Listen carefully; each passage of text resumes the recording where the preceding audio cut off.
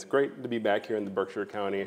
My wife and I spent 5 years here, right down on 96 School Street in the old schoolhouse, right across from the elementary school. And so it's nice to be back. The campus has changed since 2013, but it still looks great. And again, thank you so much for that great introduction. I'd like to start off by, of course, once again, thanking those who had who brought me here. Dr. Roberts and the W. Ford Schubin Program on Democratic Studies. Thank you to the Department of Africana Studies, the Program in Teaching, the Office of Institutional Diversity, Equity, and Inclusion, and also Williams College for sponsoring my talk today. I really appreciate the opportunity to come back and share my work with where I consider to be my second home is Berkshire County. So I want to know who's in the room, who am I talking to? It makes me a little bit more comfortable to know who I'm talking to. And so if you are a student at Williams, would you please give me a little wave? Okay, hi Williams students, fantastic. I expect very hard-hitting questions at the end of this talk. If you are a current educator or former educator in K-12, fantastic, okay, great, about a fourth of the room. If you're a current faculty member at Williams College, great, oh, hey, how you doing? All right, some familiar faces. And for anyone that I forgot to mention, a community member, someone who's generally interested in the topic in education that I forgot to acknowledge, would you please acknowledge yourself? Okay, welcome. I would like to learn what all of you do and who you are, but you're very important in your own right, so thank you so much for coming. And I want to leave room for lots of questions at the end. I normally do this in terms of a dialogue, and as a professor, I'm more of a conversationalist, so it's different for me to talk at people, all right? So if you feel that you're really into something I say, give me a little head nod or like a snap or something like that. I do good with interaction. All right, so who's ready to talk about racism? Okay, good. So I say that because the topic of racism is a loaded topic, especially when you mention the word racism. And so during the talk today, I'll be using a lot of racialized terms based in research and talking very bluntly and openly about racism, white supremacy, white cultural privilege, things of that sort. And if at any time you feel yourself emotionally connecting with something in a positive way or in a negative way, I want you to think about why that is so. Why the language that I'm using might be so troublesome to you, and what that means for your identity, either as a person in your humanity or as a espoused anti-racist or racist for matter of fact, but we're all going to discuss about how we all ingested racial bias in some way. So please put a pin in that. And if you'd like to ask a question about that at the end, we can have a conversation. But I want you to monitor your emotions as I talk, because it's not just a cerebral conversation, it's an emotional one also. And so I want to talk to you about how I came to this work. I call it my racial awakening. So let me give you the scenario. I was a fourth grader, so I was a part of a racial integration program in Milwaukee, Wisconsin. So I'm from Milwaukee, the city. And the suburb of Brown Deer was a predominantly white suburb. And back in the early 90s, they wanted to racially integrate their schools. And so my mom selected myself and my 5 brothers and sisters to be a part of the integration program. So we were put on the bus very early in the morning, by the way, to make our way to Brown Deer elementary school, middle school, and high school for the duration of our elementary, middle school, and high school experience. And so I remember one day in particular, I was in the 5th grade. I was in the 5th grade, and I was coming out of art class. And I had my art supplies in my hand. They made us take, the art teacher had us get the 2-gallon milk carton, cut the top out, and we put all of our supplies in the top. So that's where we carried our art supplies. And so I was coming out of art class, and I'd seen one of the students that I'd shared a bus with. He was a white student, but he was still a part of what we call the 220 program. And so I was passing by his locker, and we had always played this game with each other that when we'd see each other from behind, we'd try to sneak up and shut each other's lockers. You know how kids do, and play a joke on one another. He was better at it than I was, because I would often forget, and he would shut my locker on me. But I had the opportunity this day. I came out of art class, and Alex didn't see me. And so I'm walking by him, and he didn't see me at all. He stepped back from his locker, and I'd reached around, slammed his locker before he could react and knew I was there. And of course, we both thought it was funny, but he didn't think it was quite as funny as I did, because I got him that time. And so that interaction happened, and I kept on walking, and I did not see, out of the corner of my eye, I still remember his name, Mr. Evans, a young white male teacher, came up beside me and said, "Hey," grabbed me by the shoulder and turned me around. Then he reached down and grabbed my art supplies out of my hand and dumped them right in the middle of the hallway. Threw my my milk carton down and kept on walking. Now, mind you, I was not a student that got in trouble at all at school. My mom was very strict. We had to get decent grades. Even a call home from a teacher was too much, so I never got in trouble. I was one of the good kids, that I thought. So anyway, it was really jarring to me that happened. So I bent down and I was cleaning up my art supplies, putting them back in with I wasn't protesting, I wasn't getting upset with the teacher, I was just shocked. And so I put all of my art supplies back into my carton and I started walking down the hallway in disbelief at what had just happened. And so I kept on walking, and then Mr. Evans saw me walking down with my head down. He came up beside me and put his arm around me and attempted to explain why he did what he did. But just an instinctive reaction, I took his arm and I pushed it off of me. And he turned around, pointed his hand in my face and said really loud, "Do you want to start with me?" And I was like, I don't know what is going on here. And my answer is, no. And in my hand, I was like, please don't call my mother. No. And so he turned around and walked off. And in that moment, I was like, why would there be such an extreme reaction to this little joke that I'd played on a friend? And I started thinking in the coming days, and still in sort of shock and kind of afraid of Mr. Evans after that point, that what was it about me at that point in time that engendered such a reaction from him? And I remember looking at the other black kids that went to school with me. And before that point in time, I would see them garner the same sort of reaction from teachers for misbehaving. Fingers in faces, pointing, yelling, in ways that wasn't directed towards the white kids, especially the white males. They didn't get treated this way. And my assumption was, why can't us black students just behave better? But then after that incident happened to me, I realized that we were being treated different than the other students. We were being disciplined different than the other students. And from that point forward, I started to notice more and more things. That in class, I wasn't being called on. Me or any of the other of my black and brown people from our neighborhood weren't being called on as often as the white students in class. I noticed that when it came to the time for someone to be selected for Student of the Month, we were in a primarily white school, but there were no faces of color for Student of the Month.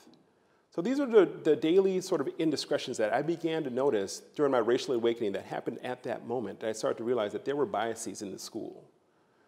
And so that started my sort of investigation into why this exists. Why are black and brown people treated differently in society? And from that point forward, I read a lot. I went to a lot of talks. I watched a lot of documentaries. And I got more interested in this work as I went to grad school and decided then to, once I had enough research and time and experience as a high school principal, to then write this book so that others who are in the field of education, who notice these discrepancies within the school building, will have the language, will have strategies to then address this, because I wish that my principal had addressed this when I was in school. And so that's my story, and that's how I came to it. And so let's talk a little bit more about that. So our definition of unconscious racial bias is as such, and I'm just going to read it just so we all have a common definition. There are learned beliefs, attitudes, and stereotypes about a particular race that result in harmful or preferential treatment of members of that race. And I think this is a great picture that sort of captures unconscious bias, because we have our conscious mind, our conscious choices, and none of us wants to be purposefully biased. But we've all been programmed in a number of ways that makes us unconsciously biased for or against certain populations. That's just the nature of it. And so sources of these learned bias, where does it come from? It comes from our families. And do our families talk about race at home? Do they talk about differences in race with us as we grow up? In our social circles, our parents' social circles, do they bring over people to our homes of different races and backgrounds? They teach us about biases and who are the preferred groups and who are not the preferred groups. Of course, we learn it from television. Television is heavily racially biased. Actually, we know which channels to turn to if you want to see black and brown people. You can go to Telemundo, you go to BET, but on your normal television, you see mostly white people, right? So that's the normalization of whiteness in our media. We learned it from the newspaper. Studies after studies after studies have shown about how black and brown people are portrayed 10 times more negatively than white people, even when it comes to criminality. And so there was one particular study about news media, print media, and also news stories that told us that when, even in the most violent of crimes, when they show when the criminal is of color, they typically show the criminal of color either in handcuffs or being led away, or a mugshot. When they're talking about a criminal who is white, One, either they don't show the face, or two, they show them a more appealing picture of who they are. And you can go home tonight and watch the news and see that this happens constantly. We learn it from our friend group, depending on who your friend group is. If they're people that are racially like us, we learn different racial biases from them. We learn it from advertising. And advertising, especially in some innocuous place such as the grocery store. So the next time you go down to the Stop and Shop or the Big Y, if I remember correctly, I want you to look at the store from a racialized lens. Walk around the different aisles and take a look at packaging and see if there's a person on the particular packaging and what color are they. Because we typically don't look at these type of things, but next time you go, just take a moment as you go shopping to see who's on the different packaging. And what you'll notice overwhelmingly is grocery stores that are incredibly white space, that there aren't a lot of people of color on packaging. But that's the priming that we get from a very young age just by walking through society. And then another place, this is something that I've found interesting more in the recent years, is in our greeting cards. So we all are familiar with greeting cards. We send them at Christmas, or we send them during birthdays, or New Year's, or for funerals, for weddings. And I think in the mid-90s, that's when they were founded. A company founded the mahogany cards. Who's familiar with mahogany cards? Okay, they're cards specifically made with black people on the front. And it's natural to think that, okay, these cards are made with pictures of black people on the front for black people. And we find them in a particular section of the greeting card section. But the question is, why is that? Why is it that, one, just regular greeting card companies wouldn't start to make more greeting cards with black people on it and just put it in the regular sections? And if you think about that, because white people don't want to send greeting cards with black people's faces on it. So we have a particular section that's typically smaller, limited number for black people to send cards to other black relatives.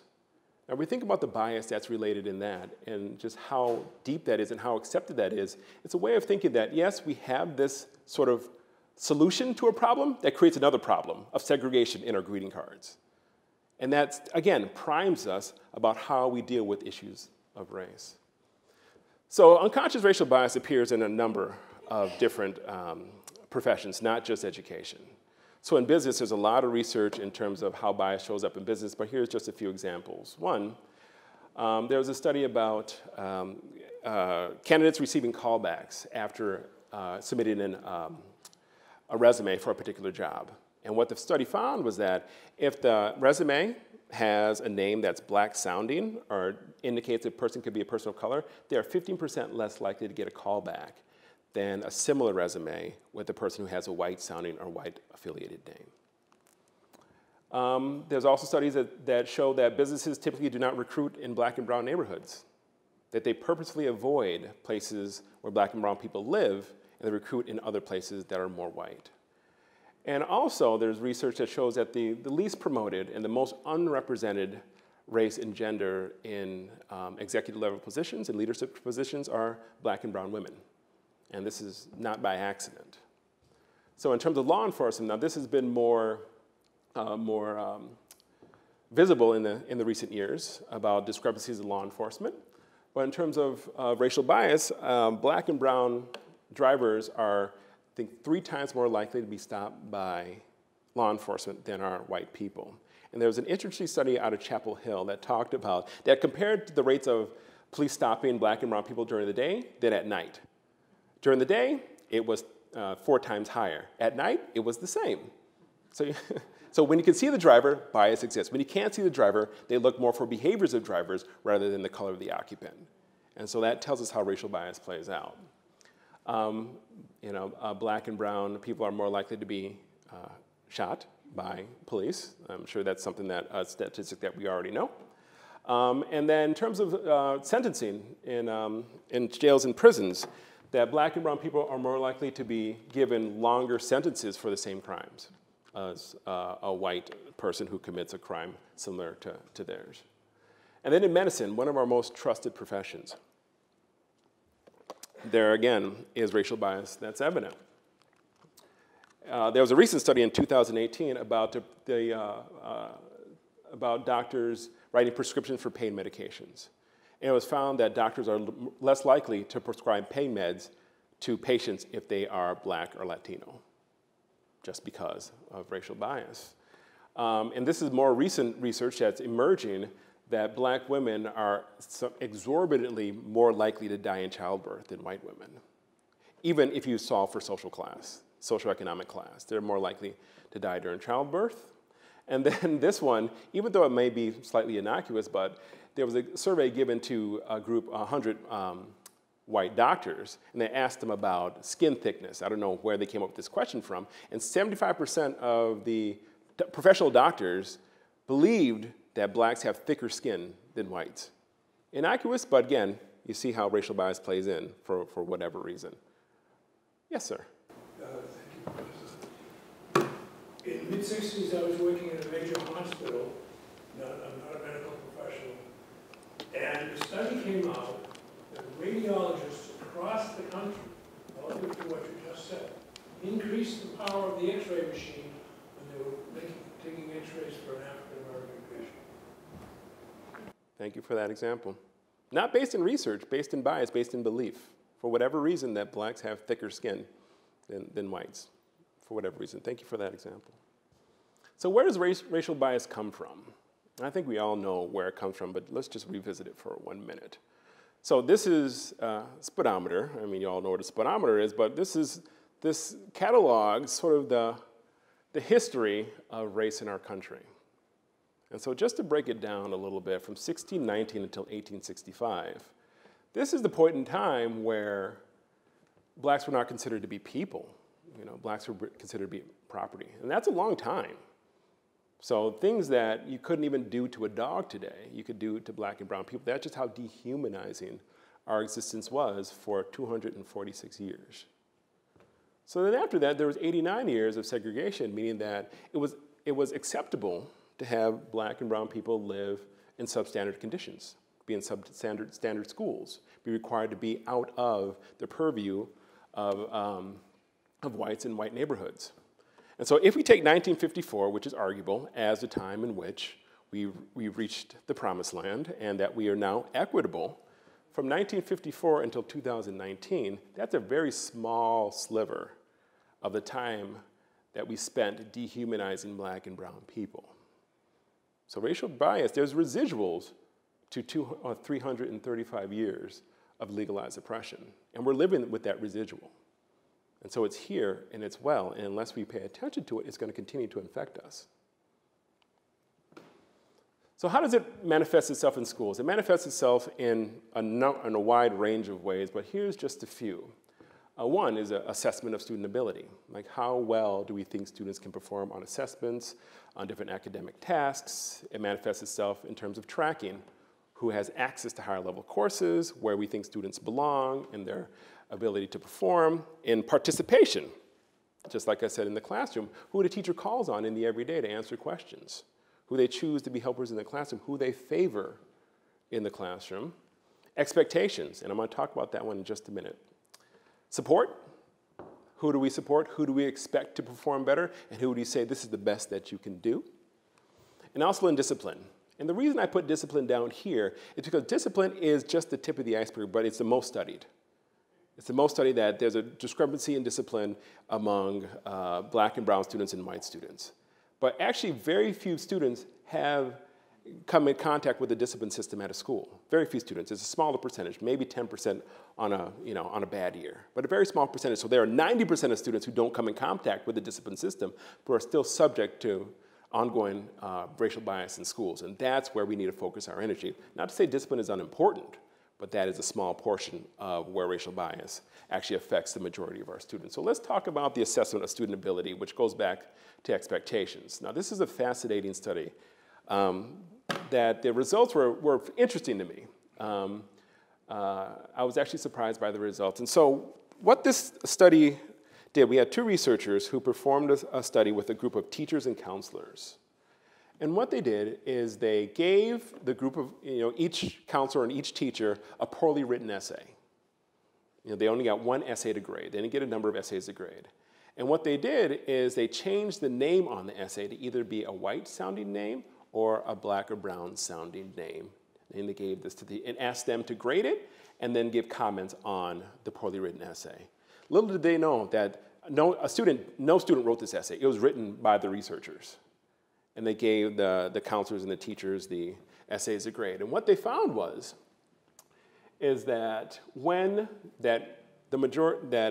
average, when they thought the writer was white, they gave the essay a lower grade and a lot more comments. And when they thought the writer was black or brown, they gave the essay a higher grade and less comments.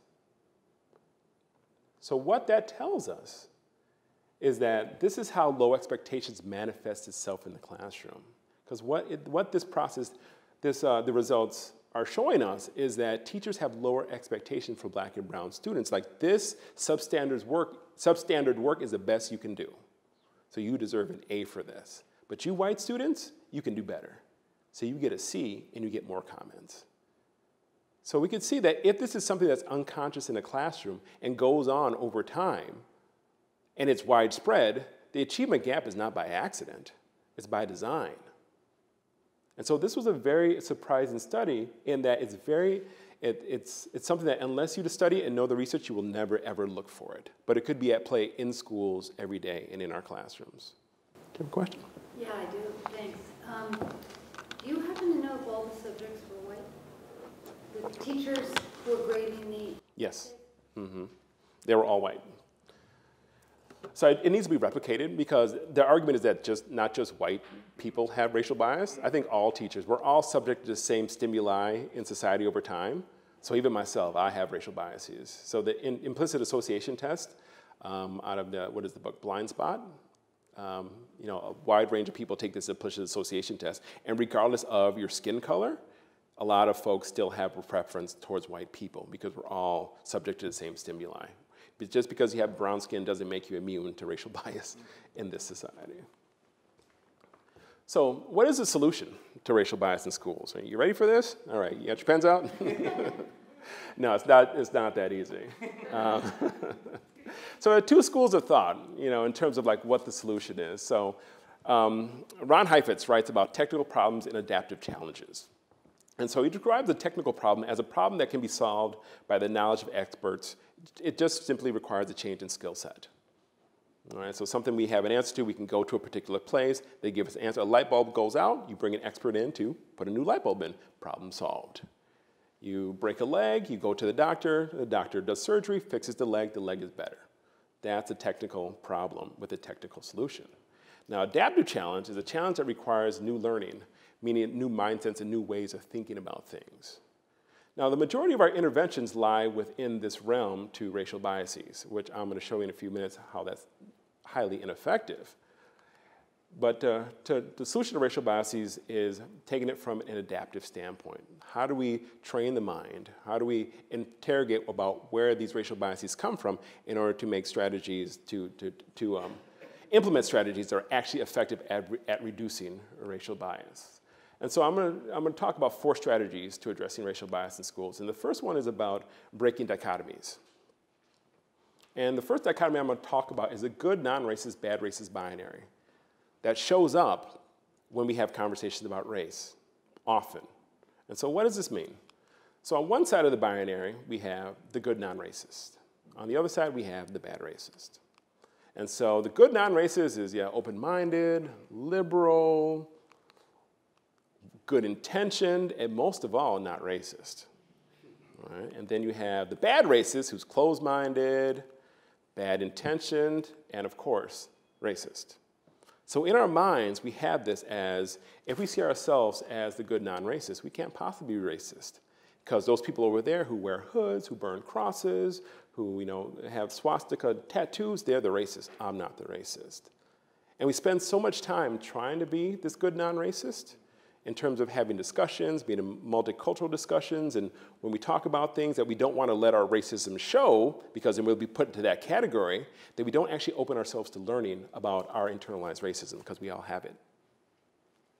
So we need to think about things more in terms of a continuum. Even those bad racists are on a continuum.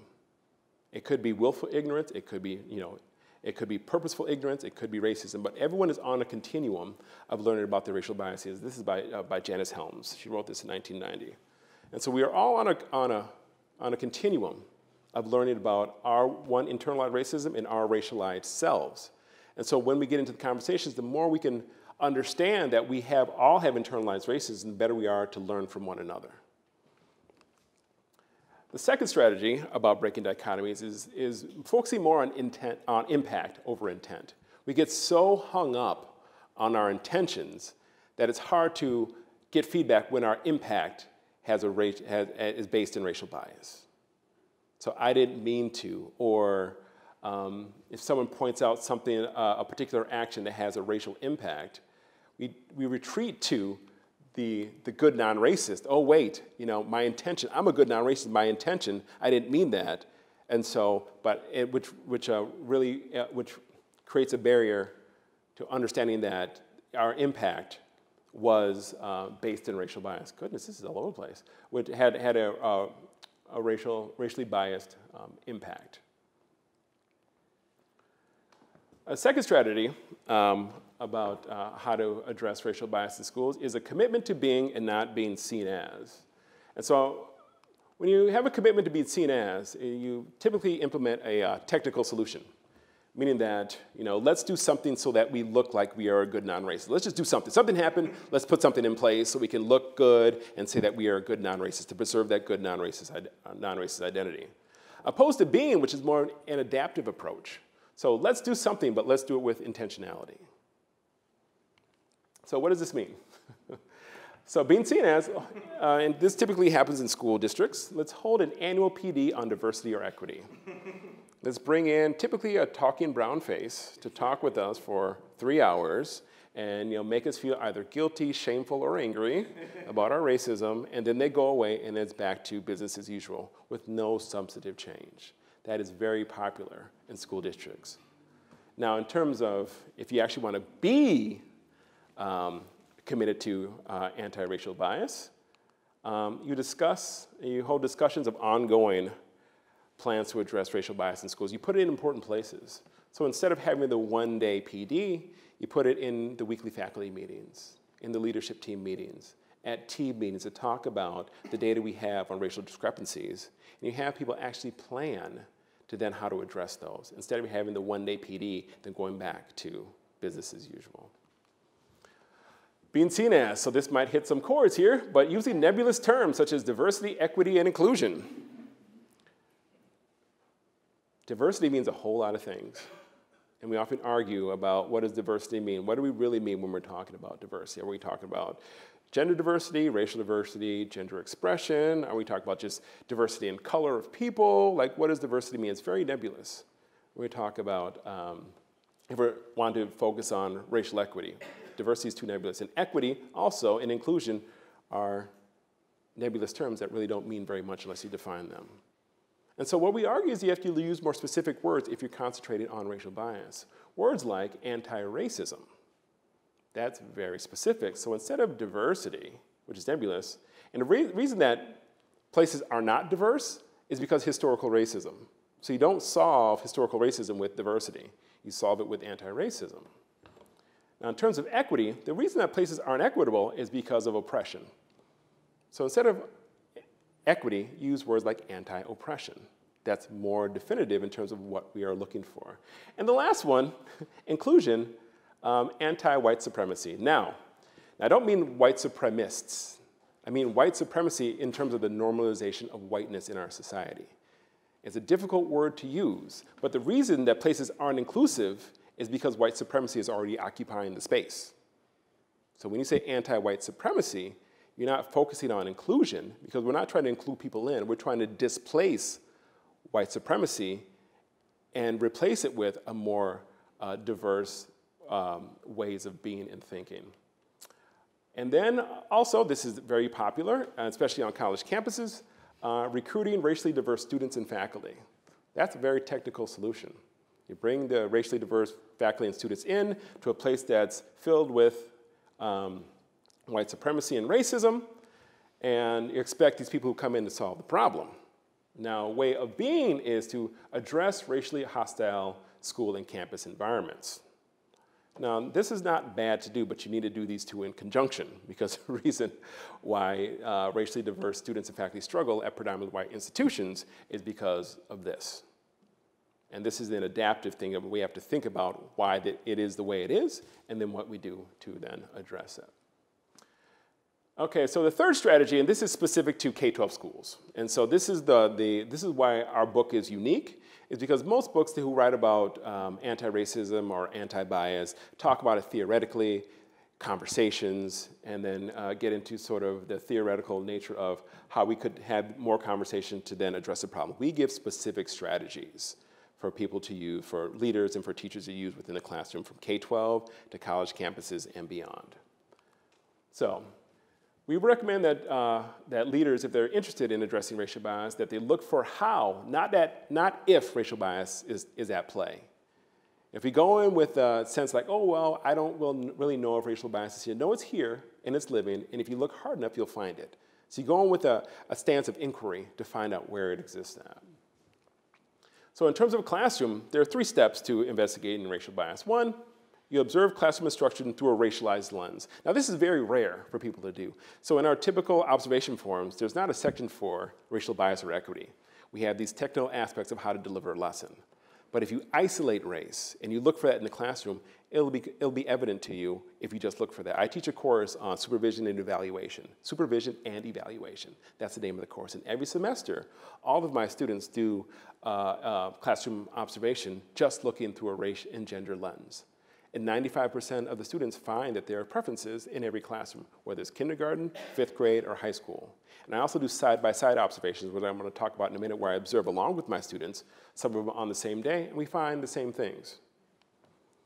So then after you observe from a racialized lens, then you document the racialized pattern in question, whether it's through questioning, participation, movement, student conduct. You document it, and then you develop a strategy to consistently disrupt negatively racially biased practices. So let me give you an example. And this was just last week, by the way. So I went into a classroom along with one of my students in my class, and there were 25 students in the class. And what I did is I drew out the classroom, and I gave every student a category. So you see this is WM is white male, this is black male, Latino male, Asian female, and so I coded it with racialized language so that I would be sure to look for racialized patterns. And what I was looking for is student participation. I isolated that. I was like, we're going to look for student participation because that's a major area where we often see preference towards one race or gender. And so I'm going to put up the key and what I found. So first of all, I'll give you a second to sort of look at that in the key before I talk it through.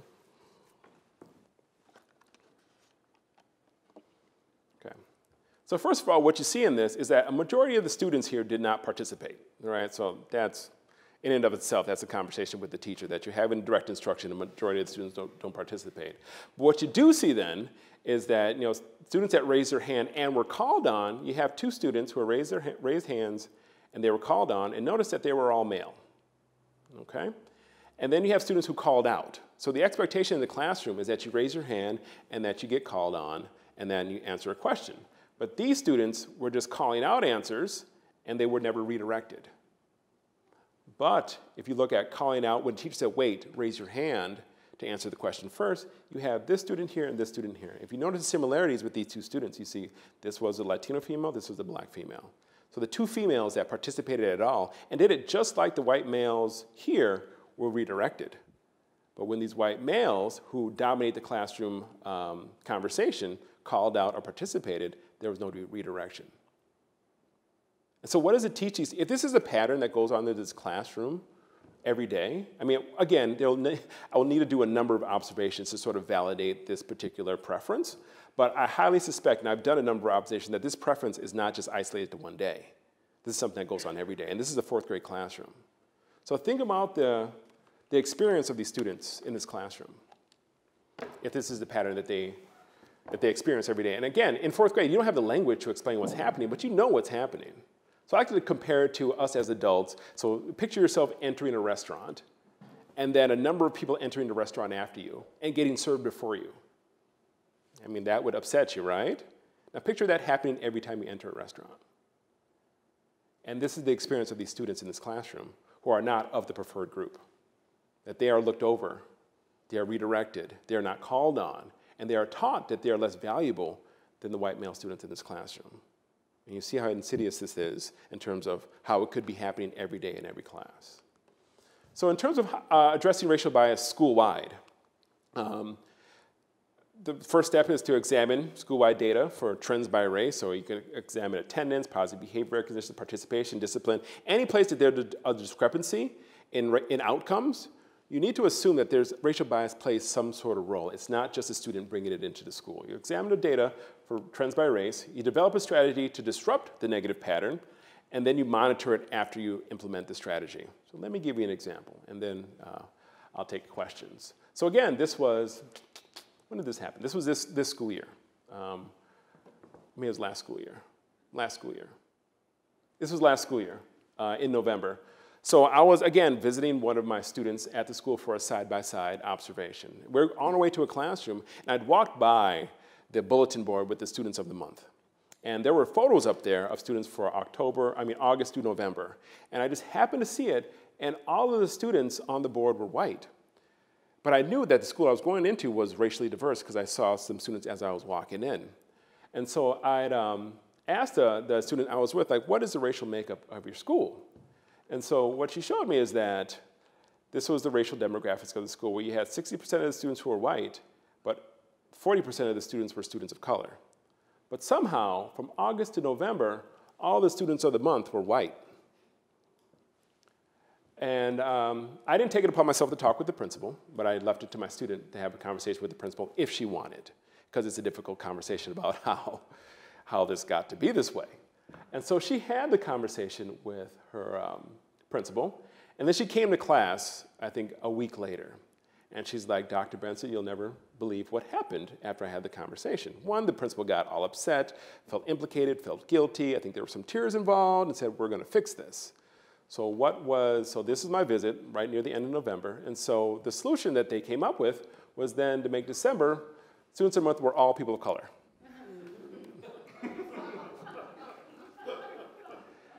So you can see the good intention behind this, right? The good intention behind this, like, oh my gosh, we made a goof, we made a mistake. Let's put this one up here. It's going to be all people of color because we've been overlooking that. Now, on intention, all right, you get a B for intention, but in terms of really investigating the trend of why this happened, totally missed the boat. The proper way to address something like this is to figure out why. What is it within the system that makes it so whites are preferenced in the school? That's the way to go. That's the adaptive solution. Because unless you correct the system, this pattern is going to continue. So what are the different expectations of students in order to make students of the month that are undergirding the fact that black and brown students are left out altogether? And that's possibly the bigger problem. But just by doing this, you're not solving much. And on top of that, it looks kind of weird, doesn't it? Anyway, so I'll end with this. So this is a quote that we have in our book, that we use frequently, that we believe in. And it says, regardless of the amount of effort, time, and resources education leaders put into improving the academic achievement of students of color, if unconscious bias is overlooked, improvement efforts may never achieve their highest potential. So now I'm open for some questions.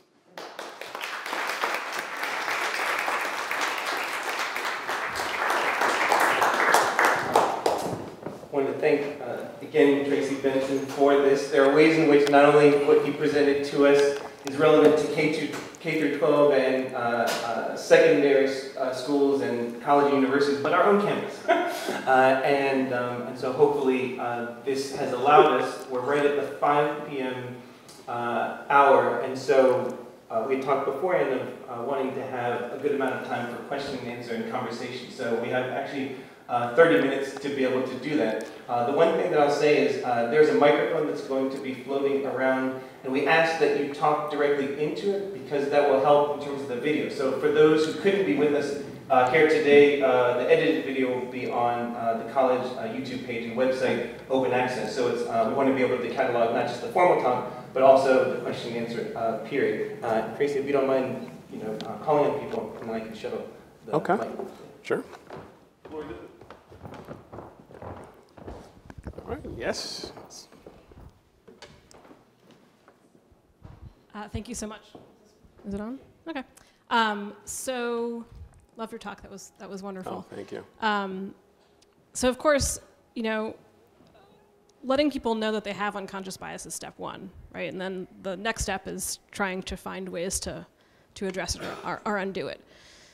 So in your research and your work, what strategies have you identified that are seen to be most helpful? Because in my limited reading on the topic, it seems like it's very, very tricky to actually truly undo these, because obviously they're extremely deep-seated, you know, for those of us who've grown up in a white supremacist society. So what sorts of recommendations do you have for those who are trying to undo this long history of deeply entrenched implicit bias? Great. Well, thank you for the question. I appreciate that. Yeah, it's really tough work. Of course, we know that we have a long history of racism in the country that still hasn't ended. Right? It was still fighting, you know, against white supremacy in a number of ways. And what we found in our book, we read a number of authors who have suggestions about addressing racial bias. One is to get people more comfortable talking about it, first of all. So talk about the good non-racist, bad racist binary is something that brings down barriers when people truly understand how it shows up in themselves when they show up in spaces. So when you show up in spaces as someone who, you know, is afraid to say the wrong thing or doesn't want to engage in the conversation because you're afraid you might expose your racism, that doesn't help anyone learn. So the first thing is to have language around breaking this binary, that we all have ingested racial bias, and we all need to explore how that manifests itself in terms of our outward action. And getting out of the thought of getting hung up on intention. You know, we're all good non-racists, but we do have, our impact is going to be different because we've ingested racial biases. So getting comfortable with that language. And then normalizing conversation about race. And creating, what we write about in chapter 3 is about creating a brave community. And actually talking in racialized language, because we often live in schools, especially in schools, in a race-mute environment where we don't talk about race at all. And so we need to get more comfortable talking about things in terms of racial bias. So we have this discrepancy in X, Y. We have a discrepancy in attendance. How could racial bias be at play in the role? We have black students who are coming to school, you know, less often than white students. Let's investigate how racial bias could play a role. What are some suggestions of places that we can look? So just normalizing the conversation that when there is a discrepancy, not just going to the agency that the student is causing the problem, but what is it within the system that could be promoting this type of behavior and normalizing it. When we marginalize the conversation just to one particular day or one particular professional development session, we are pocketing the work and making it seem like it only happens, we can only talk about it on this one day. It's taboo at any other time. And so making it normal and being a courageous leader, because it's not easy to do. You know, the leader has to normalize the language, even if those who are teaching with you are very uncomfortable. You got to push forward and be courageous to normalize the language and then purposefully investigate where these things could be taking place. And also, once you do find a place where racial bias is taking place, you need to make a decision then on what to do. And so I have an example, I have two of my former colleagues here with me who worked with me at the high school. And one of the initiatives that we took on at the high school, and again, I wrote this book because I didn't have the racialized language at the time when I was a principal. So a lot of the initiatives that we put into place were based in racial bias, but I didn't mention race because, again, I didn't know how to talk about it. I didn't have the good non-racist, bad racist binary language, intent versus impact. I didn't have the language. I didn't understand what it meant to normalize the conversation. And so we still took on initiative to break down racial biases. And so one initiative we took on at the high school was breaking the pattern of the most experienced teachers teaching the highest level courses. And I mean, it caused a lot of waves at the school. But what we noticed, we looked for racial bias in the pattern, because I had noticed it, that the students who were in the honors level track and the AP track were assigned to the most experienced teachers in the school.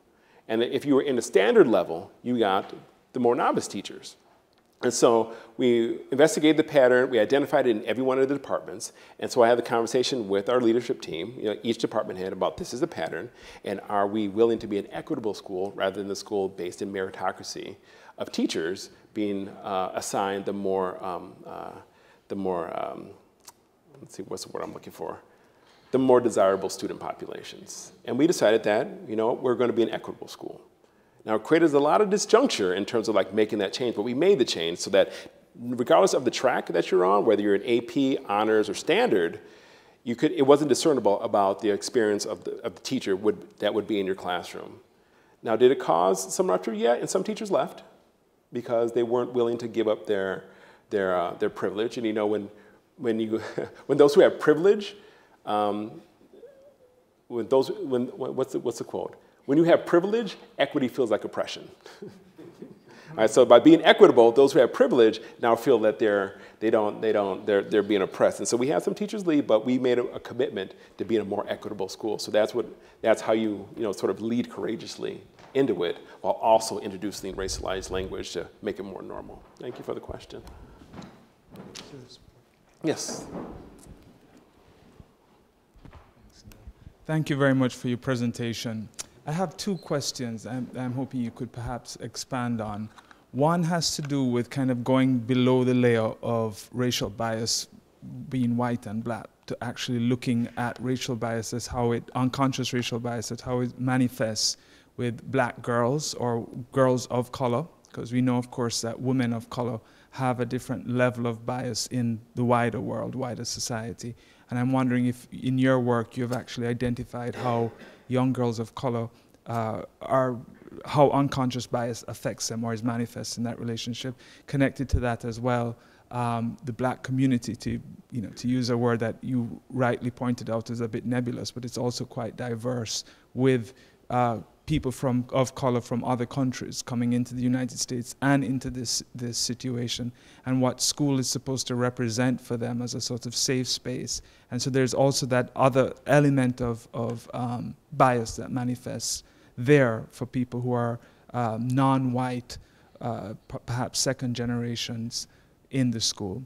That's the first part of the question. The first question. The second question is a very brief. It's a very brief one. It's in your work, have you found schools that are actually using models that you admire in how they're dealing with this issue? If you've actually seen that working in places actively and in an evolving way.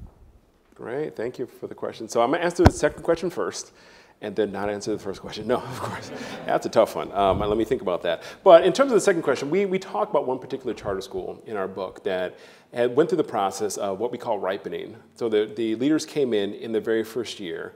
There were two female leaders of color who came into the school that had predominantly white teachers, majority black and brown students. And they didn't start right in on going in and talking about how do we address racial bias. They spent the first year sort of ripening the staff in terms of learning about racial bias. What does it mean? How does it affect the school? And then in the next year, they then turned the eye towards how it manifests themselves in their close and present school. So they learned about racial bias first, they learned the language, they had a common language, they normalized talking about racial bias, and then in the second year, they made specific plans for their schools. They didn't jump right off into it. And so we write about one particular school in the book, in chapter 5, that we feel is not the perfect model, but it's a model of how to, that every school should incorporate into the way in which they, I think it's Capital City Charter School in Washington, D.C., that they've been doing this work for a very long time. And then also, not to toot my own horn, but I designed a system at Herberg Middle School, the discipline system. And what we did is we squeezed out discretion, because where there's discretion, there's discrimination. And so what we made is a very tightly coupled system where wherever the infraction is, the infraction has a corresponding consequence. Because what we noticed, when there was no sort of corresponding consequence and something that built upon one another, when that exists, when a student would come down with a referral, the assistant principal or the dean would just assign a consequence based on who the student was. And naturally, when there was discretion, there was discrimination, that low-income students and the students of color will receive greater levels of consequences for the same behaviors as the more middle to high-income students. And so we squeezed out not all the discretion, but a good amount of the discretion that the differences in SES and also the differences in race is still there, but much, much smaller. And then to your first question, I think if I can phrase it correctly, I think you're asking about particular to black females and their experience in schools, so the intersectionality question. And then you were also asking a question or talking about the sort of intra-group bias of folks from other countries who come into the States. As well as bias to them that's manifested differently than, say, Americans who were born here? Oh, yeah. It's interesting in terms of the cultural framing. And again, I don't have an answer to this. It's all speculative, in terms of my experience. I haven't done much research on it, but in terms of black females and their experience in schools, they're their highest number. They're the fastest growing population in terms of suspensions and in terms of in-school violence against them perpetrated by either police officers or teachers. They're the highest growing group. And so there's a book called Push Out that documents this. So I think it's an area where, if you saw the classroom drawing that I did in the classroom observation, that you saw it was the two females of color that got redirected. And so when we observe particular data, when we disaggregate the data, we should disaggregate it not just along racial lines, but also along gender lines, and pay very specific attention to how gender then plays out along with race. But that the second generation people of color to the country, that's a very good question that deserves further research. But I do appreciate that. And what I do understand, because I do have colleagues who are from, who are first generation or second generation from other countries, that their own racial framing about their position in the U.S. is a lot different than African Americans who have a longer history, typically in their families, of understanding of how race manifests in the U.S. So sometimes the racial framing of understanding of who they are with relation to African Americans can manifest in terms of them understanding themselves differently, even if they are the receivers of the same type of racism. Does that make sense? It's sort of all over the place. But thank you for the question. I think that's a very good point. Neil actually gave me the microphone. Oh, yes, ma'am. So. I think after this question and the answer, then maybe we'll do it in some couplets and also get some student voices as well. So. Mine's super quick. I was just wondering about the example that you gave before about your experience of the experienced teachers having them not necessarily teach the high level classes. And you said some teachers left. Did you gather any data or have a chance to gather any data about student outcomes in that situation? Well, see, this has a number of effects. So we made a number of changes at the same time. All right, so I couldn't isolate that as an effect. But what we did do, so what we did all at the same time is, one, we changed the configuration of the teachers. But two, we created what we call teams. So before our school was organized in departments, where teachers would never be able to talk to each other across department about individual students. And so what we did, along with changing the configuration of teachers, we changed the configuration of the departments into teams. And so in the 9th grade, all the teachers who taught 9th grade students were all in the same hall. So now they could then talk to one another during planning time about individual students. When you departmentalize, you just simply can't do during planning time. And so there are several outcomes that came out of that move. One, our overall school performance went up every year following that move. And then also the number of 9th grade retentions went down immensely. So if you're familiar with high schools in terms of dropouts and retention, most students who drop out of high school get caught in the 9th grade. They come into the 9th grade, they fail, they're back in the 9th grade again, they fail again, and they're 17 years old in the 9th grade. They're like, I'm not going to graduate until I'm 21. They drop out. And so we made a push to really focus on the 9th grade to focus on the students who got retained, who would get retained there, and reduced it from an average of 31 down to 7. And so that then, I didn't stay long enough to see what the outcome was in terms of senior year, but that reconfiguration of teachers along with the teaming really increased our performance and also decreased our retentions. So we'll take a couple, one here and then. Hi, I'm Jano. So I'm from California, and I know a lot of your work was focused around more of the educators and how they can deal with unconscious bias in schools. And I was also wondering what you could say to students who are just starting to recognize this. For example, I have a little brother, and he's sort of going to a school in a community different from the kind of high school I went to, where the minorities were the majority, whereas for him, that's not the case. And so when he comes to me with these kind of questions, what would you recommend that I say to him as like how he should deal with things like this? That's a great question, yeah. So our son is now, what's that? Oh, take 2 questions in a row, okay, yeah. Thank you. Well, my question's kind of different, but all these teachers in our schools got there through teacher education programs. And are you aware of any teacher education programs that are really trying to address unconscious bias as they train their teachers? Thank you. That's okay. Yes, I can thank you. So teachers, and then for particular students, so I can take them in that order. And so to answer the first question about how to talk with, you said your cousin, your younger brother, about his experience of, not being exactly aware of what's happening, but being aware that something is going on, something is different that is happening to me as a black male in schools, in a school setting where I'm not the majority. And our son is 18 now. And so I have a son who's 18 who's been through the school system. And we've had these conversations sort of all the way through. And I don't think students are ever too young for these conversations to take place. And so, I remember when he would come home and talk about how his teacher was treating him. Of course, I'm his parent, so of course I was at the school, after he told me these things. But at the same time, helping him understand that racial bias does exist. And as a black person in society, we're going to experience these things different than our white counterparts. And having these conversations from very young, so to help him be more aware and not have it affect his self-esteem as a person, because if someone doesn't have the language or the know-how or the framing to understand it's because of their color, not because of who they are, kids can really take it in, and it could affect their self-esteem. So I don't have a particular good answer about the perfect answers for it, but what I do know is from experience is that, and also the research there is that the famous doll study back in the 60s, that children as young as 5 have a preference for white dolls, regardless of race. So students know very, very young, and that can identify white preferences.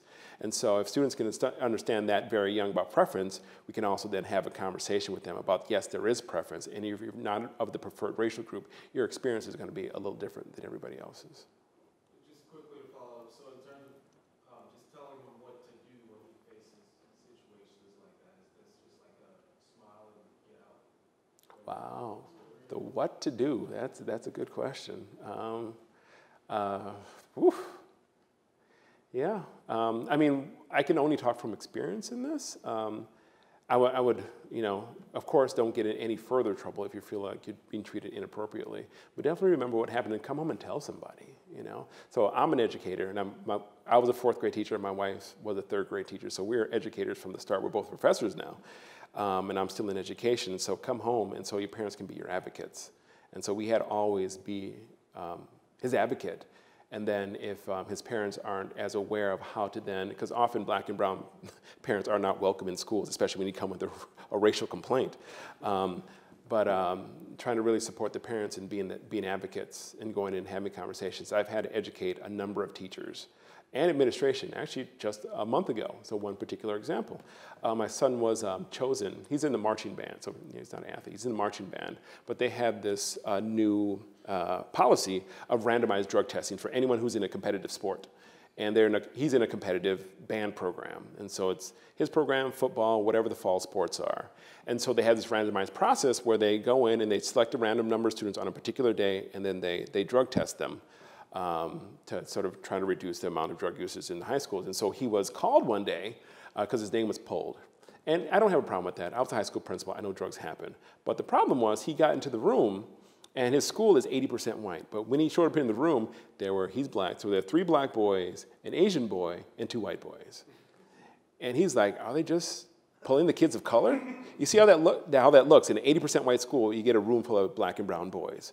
And so he called me immediately after that. He's like, Dad, I think they're like pulling black kids to test us, And so when he came home, I was like, that's not, and given I have access to folks who are statisticians, so we ran the numbers, and that's highly improbable that would happen, right? So I asked for the numbers, how many students were tested, what's the racial makeup of the school, though that's highly improbable that would happen. Is it possible? Of course. Is it probable? No, it's not. And so I had to do my own investigation about how racial bias showed up in the process. And what I found is that there are several students who are in competitive sports that take classes online. That means they're not on campus. And there are several students who take classes at the local community college, Mitchell Community College, who are taking AP and advanced courses who are off campus. And it's like 95% of these students are white. So they're not even in the pool, even if they play competitive sports, which shrinks the pool in terms of the number of the critical mass of black and brown students in the ones who are tested. And so black and brown students are actually more likely to be tested because they're testing during a time when these white students are off campus. And if you don't look for that bias in the system, they were none the wiser, and nor were they going to look at it. But as a parent, I needed to do the investigation and educate them that if there's smoke, there's most likely fire. And so that's another sort of example. But being a staunch advocate and telling your brother to come home and tell somebody, don't keep it in, and have a conversation. And then the second question about teacher education. Now this is difficult. So as Neil said, I came through Teach for America, and I'm no longer, I'm not a supporter. It's on film. I am not the biggest supporter of Teach for America because they don't do this well. We were sending college graduates, a lot of them white, into black and brown schools when they've grown up in predominantly white neighborhoods without addressing racial bias and how it manifests itself in terms of delivery of instruction. And so the program in which I went, and I've been sort of affiliated with them over time, over the years, they still don't do it well. So I'm not quite sure of programs that do this well, but what we do know is that in universities, colleges and universities, in these particular programs, one, they're predominantly white and female, those who go through these education programs, as evident in our current teacher population, but also these schools of education are often led by white people. So, it's sort of the unending cycle, so why would white folks who are teaching white teachers think that it's important enough to teach them about racial bias when they don't have the dexterity to do so? So I don't think there's enough educators who are racially literate enough to go into these programs to implement racial bias in these teacher training programs. So that's why books like this, folks who go around and have conversations with educators are so important until we can get to the point where it's in every program and it's actually a standard within a program that's taught. So maybe if we can take a couple more questions. And then afterwards, we can have informal conversation. In addition to, for those who are interested in Tracey Benson's book, you can pick that up as well. So one here and then one in the back. Thank you both. Well, first of all, Dr. Benson, thank you very much. This has been a very interesting conversation. I'm just curious what impact you have noticed in your research from the fact that the whole conversation regarding race in this country seems to have changed somewhat given who the present leader of our country is. Well, I have my personal opinion on that. Can I share that? Is that all right? Is that all right? And then we'll take okay. All right, now, let me think about that one. Thank you. What your anecdote about the drug testing in which students were on and off campus actually made me remember that I had a friend a little while ago who said something along the lines of, oh yeah, AP and honors courses are the new school segregation. And I was wondering to what degree you found that in your research and whether you could comment on whether, what you think about that. Thank you. Yes, I did find that in the research. So let me answer this question first in terms of the race conversation changing. And I'm just going to give my personal opinion on this in terms of, I've been all around the country in different states, red states, blue states, in different audiences. But this question comes up a lot about how the race conversation has changed since considering our current political climate. And what I think has been the most important change, given how salient race is today and how it's talked about from our administration, is that we now have to reconcile about who we are as a country. Because when we were lulled to sleep when we had a black president, we thought that this didn't exist. We thought that we were in a post-racial era where race was no longer a factor. And, our president didn't make the country made our president, right, today. And so, in a way, and this could be controversial, I'm very thankful for this current administration because it forces us to reconcile with who we are. Are we willing to say that the amount of racism, bigotry, and hate that's spewed forth is something that we can accept because this is who we've always been? Or do we want it just to go back to bed so we can go back to this being undercover? And so the race conversation, I believe, has changed more, but it's more public.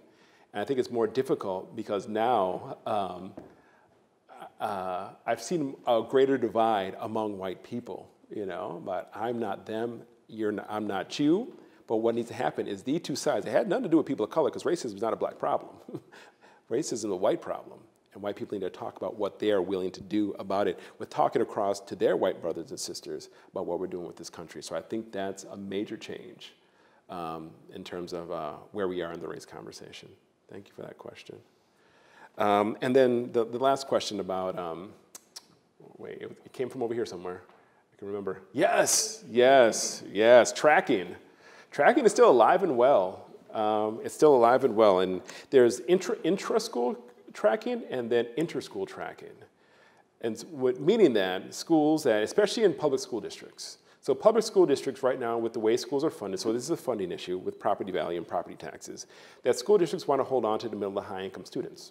They want to, because these are students and families that could go elsewhere. And so what do? They create specialized programs for these families. And these specialized programs cost more than special ed programs, by the way. If you want an AP course tracking, if you want IB, they're highly expensive and they cost the district a lot of money, but there's value put towards these student populations. And so they spend a lot of money to keep these students within the school, and they typically place these programs at their schools. If you have a school that's predominantly low income, they typically don't have access to AP and IB coursework. So that's the inter-school tracking. But then in terms of the intra-school tracking, it's very strong and it starts very young. It starts in elementary school and middle school in terms of who you select for honors, who you accept to be in gifted education, and it's often based in racial bias. Or what is especially pervasive in Berkshire County, and especially in Pittsfield, is this divide between the haves and have-nots.